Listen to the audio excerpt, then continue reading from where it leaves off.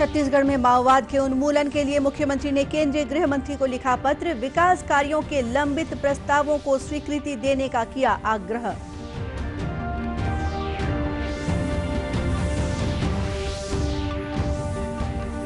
छत्तीसगढ़ में कोरोना संक्रमित मरीज 2,52,000 से अधिक। देश में कोरोना पीड़ित लोगों की संख्या में आई कमी।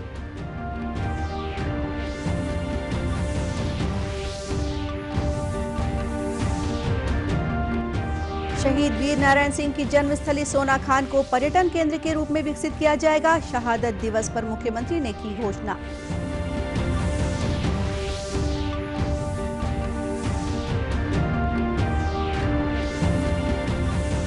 और गर्भवती माताओं और बच्चों को जानलेवा बीमारियों से बचाने के लिए वरदान साबित हो रही है केंद्र सरकार की मिशन इंद्रधनुष योजना।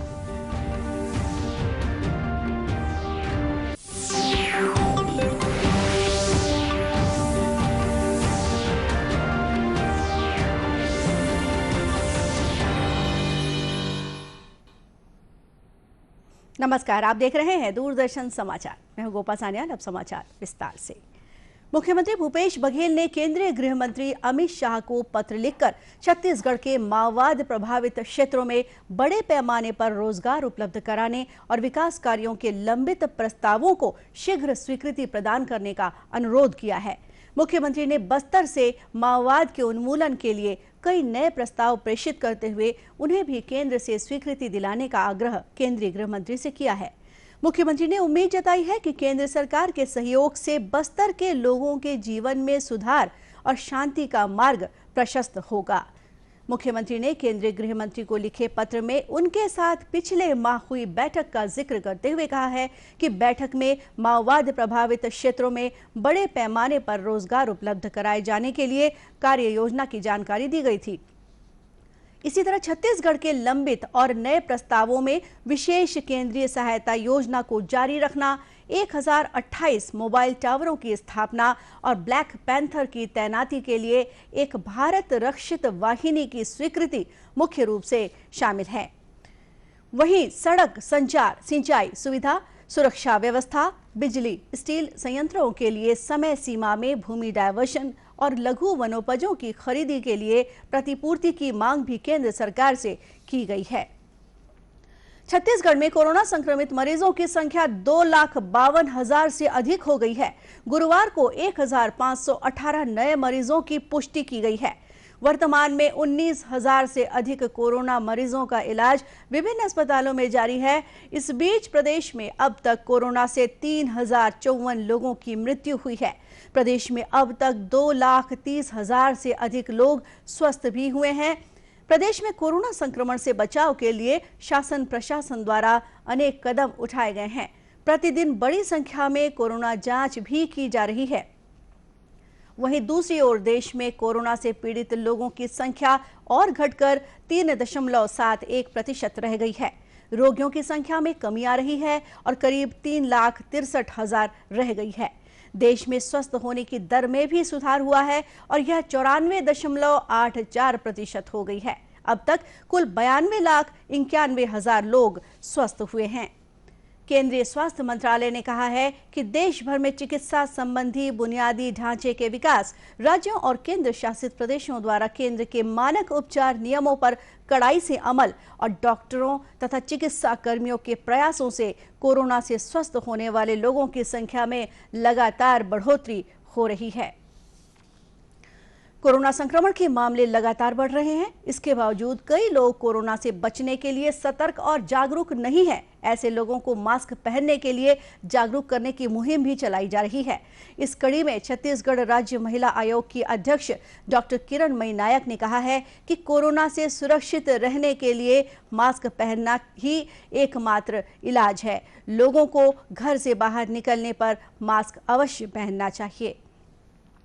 मास्क लगाना आज की सुरक्षित रहने के लिए एकमात्र इलाज है। जब तक वैक्सीन नहीं है तब तक मास्क ही आपकी वैक्सीन है।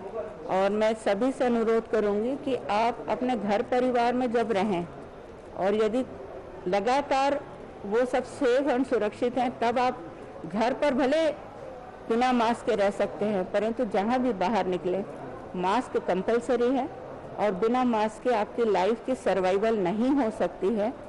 हम इस मास्क के सहारे बाहर भी कहीं जा रहे हैं तो आज तक सुरक्षित है और इसलिए मेरी आपसे गुजारिश है कि मास्क के लिए लापरवाही बिल्कुल भी ना करें। वहीं अधिवक्ता अमित श्रीवास्तव का भी कहना है कि कोरोना संक्रमण की रोकथाम के लिए मास्क पहनना अति आवश्यक है। देखिए, मास्क पहनना अति आवश्यक है क्योंकि हम देख रहे हैं पिछले 7-8 महीनों से जो विश्व में वैश्विक महामारी कोविड-19 आई हुई है, तो 2 गज की दूरी और मास्क है बिल्कुल ज़रूरी, क्योंकि आज इसका कोई इलाज अभी तक नहीं आया है और जब तक इलाज नहीं आता है हम ही अपने दोस्त हैं और हम ही अपने दुश्मन हैं। और निश्चित तौर पे आज हमें समाज के विषय में भी सोचना चाहिए कि हम अगर मास्क नहीं पहन रहे हैं तो अपने साथ साथ अपनी जान तो जोखिम में डाल ही रहे हैं, उसके अलावा हम दूसरे लोगों की भी जान खतरे में डाल रहे हैं। तो आप सभी से मेरा निवेदन है कि मास्क अवश्य पहने, 2 गज की दूरी बना के रखें, सैनिटाइजर यूज करें, अपने हाथों को बार बार धोएं। उल्लेखनीय है कि कोरोना संक्रमण के मद्देनजर शासन प्रशासन द्वारा भी लोगों को जागरूक किया जा रहा है। साथ ही कोरोना के संबंध में जारी दिशा निर्देशों का कड़ाई से पालन सुनिश्चित किया गया है। छत्तीसगढ़ के स्वतंत्रता संग्राम सेनानी शहीद वीर नारायण सिंह की जन्मस्थली सोनाखान को पर्यटन की दृष्टि से विकसित किया जाएगा। सोनाखान और जिला मुख्यालय बलौदा बाजार के संयुक्त जिला कार्यालय भवन परिसर में शहीद वीर नारायण सिंह की आदमकद प्रतिमा भी स्थापित की जाएगी। मुख्यमंत्री भूपेश बघेल ने कल शहीद वीर नारायण सिंह के शहादत दिवस पर ये घोषणा की। श्री बघेल ने सोनाखान पहुंचकर वीर भूमि पर निर्मित वीर नारायण सिंह स्मारक पर पुष्पांजलि अर्पित कर उन्हें नमन किया। इस मौके पर मुख्यमंत्री ने शहीद वीर नारायण सिंह के वंशजों से उनके निवास स्थल पर जाकर मुलाकात की और उनका हालचाल जाना। उन्होंने शहीद परिवार के सदस्यों का शॉल और श्रीफल भेंट कर सम्मान भी किया। मुख्यमंत्री ने इस अवसर पर शहीद के वंशजों को स्वतंत्रता संग्राम सैनिक सम्मान योजना के तहत दी जा रही पेंशन राशि को बढ़ाकर 10,000 रुपए प्रति माह करने की घोषणा भी की। कर्मभूमि और जन्मभूमि को नमन करने का अवसर मिला और इसको पर्यटन के रूप में विकसित हम लोग करेंगे। यहाँ भी आदमकद प्रतिमा लगेगी और जिला मुख्यालय में भी वीर नारायण सिंह जी के आदमकद प्रतिमा की स्थापना की जाएगी। मैंने बात की, अभी घोषणा की, इन परिवार के सदस्यों को 10,000 रुपया इन लोगों को पेंशन सम्मान निधि मिलना चाहिए और वो मिलेगा। इस अवसर पर आदिम जाति विकास मंत्री डॉक्टर प्रेमसाय सिंह, नगरीय प्रशासन मंत्री डॉक्टर शिव कुमार डहरिया, खाद्य मंत्री अमरजीत भगत और समाज कल्याण मंत्री अनिला भेड़िया सहित अन्य लोग मौजूद थे। खबरों का सिलसिला आगे भी जारी रखेंगे। फिलहाल वक्त है एक छोटे से ब्रेक का।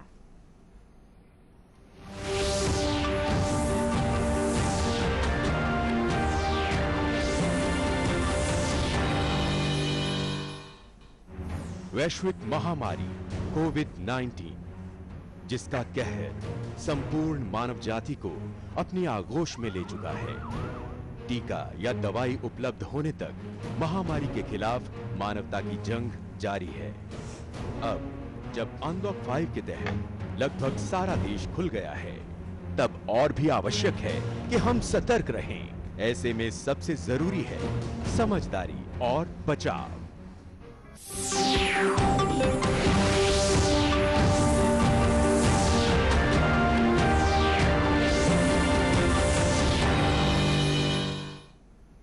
ब्रेक के बाद एक बार फिर स्वागत है आपका दूरदर्शन समाचार में। प्रदेश के माओवाद प्रभावित क्षेत्रों में तैनात सुरक्षा बल के जवानों के कल्याण के लिए स्पंदन कार्यक्रम के तहत कई तरह के प्रयास किए जा रहे हैं ताकि जवानों को कार्य के दौरान एक स्वस्थ वातावरण मिल सके। इसी कड़ी में कोंडागांव जिले के अंदरूनी क्षेत्रों में कार्यरत जवानों के लिए मावा कैंटीन का संचालन किया जा रहा है। इस कैंटीन के माध्यम से जवान दैनिक उपयोग की सामग्री ऑर्डर कर मंगवा सकते हैं। उन्हें यह सामग्री सब्सिडी दर पर उन तक पहुंचाकर दी जाएगी। पुलिस अधीक्षक सिद्धार्थ तिवारी ने बताया कि जिला मुख्यालय में पहले से ही एक कैंटीन संचालित है, जिसका लाभ अंदरूनी क्षेत्रों में तैनात जवानों को नहीं मिल पा रहा था, इसलिए इस मावा कैंटीन की शुरुआत की गई है। छत्तीसगढ़ पुलिस अपने जवानों के वेलफेयर के लिए, उनके कल्याण के लिए प्रयासरत है।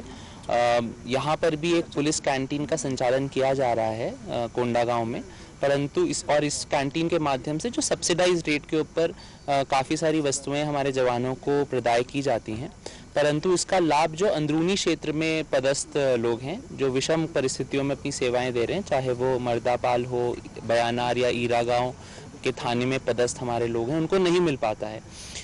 इस बात को ध्यान में रखते हुए इनके लिए एक मावा कैंटीन शुरू की गई है, जिसके अंदर वे लोग अपना ऑर्डर प्लेस करेंगे और जो सब्सिडाइज रेट का सामान है वो हम अपने जवानों को पहुंचाएंगे।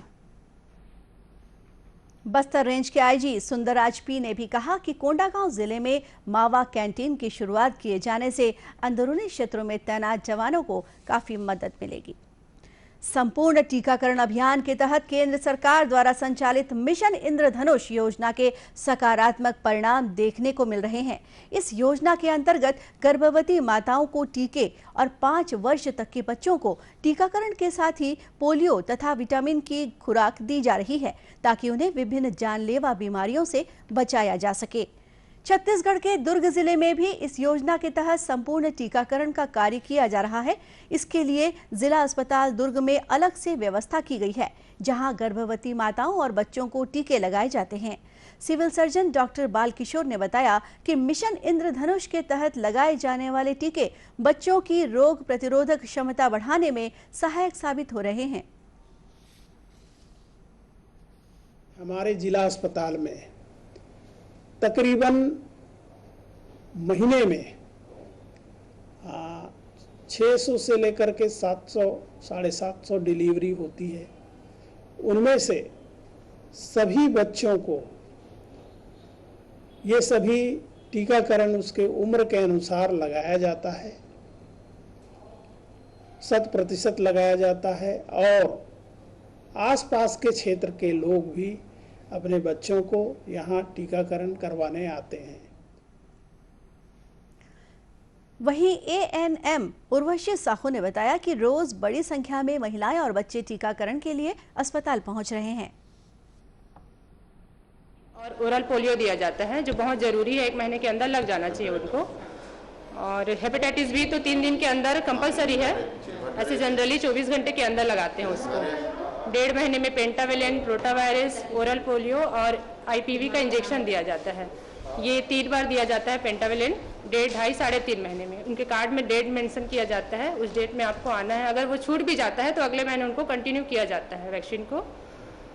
और 9 मंथ में मीजल्स MR लगता है, रूबेला और मीजल्स का टीका, और उसके साथ विटामिन ए का खुराक भी दिया जाता है, फर्स्ट खुराक।